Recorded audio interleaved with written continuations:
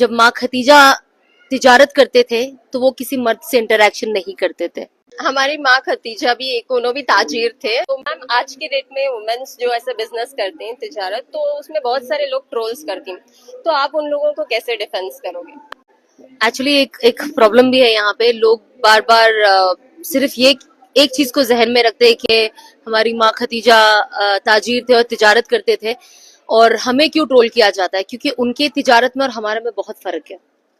जब माँ खतीजा तिजारत करते थे तो वो किसी मर्द से इंटरेक्शन नहीं करते थे, हम कर रहे हैं। सेकंड, उनके पास बहुत सारे मर्द थे जो काम करते थे, लेकिन वो कभी उनसे डायरेक्ट बात नहीं करते थे, लेकिन हम कर रहे हैं।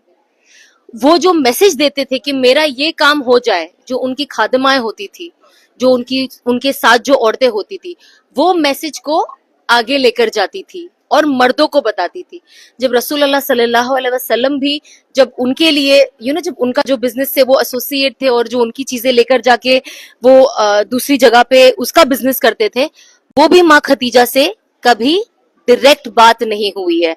अब हमको प्रॉब्लम यह है कि चीजें पता ही आधी है, तो हम आधी चीजों को लेकर आगे जाते, क्योंकि माँ खतीजा जैसी हया वाली औरत है ना, रसूलुल्लाह सल्लल्लाहु अलैहि वसल्लम की जितनी भी बीवियां थी, जितने भी हमारी अम्माएं थी, उनमें जितनी हया थी, उसका अगर 1% भी हमारे अंदर आ जाए तो बहुत बड़ी बात होगी, लेकिन हमारे अंदर ये नहीं है।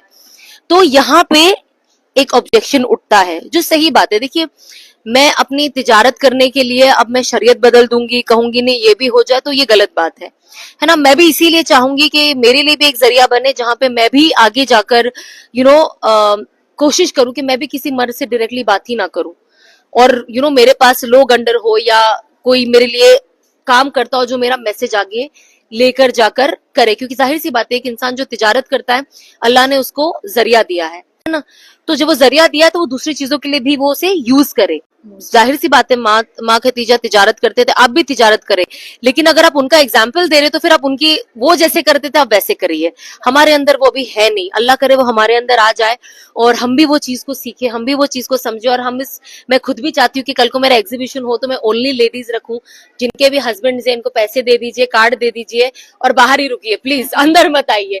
तो इंशाल्लाह मैं भी चाहूंगी कि मैं एक ऐसी जगह पे पहुंचूं और मैं इस तरीके के इवेंट्स को ऑर्गेनाइज कर पाऊं जहां पे हर किसी की मॉडेस्टी का ख्याल हो, जहां पे हम कुछ शूट ना करें, जहां पे हम कुछ पोस्ट ना करें, हमको कुछ नहीं करना है।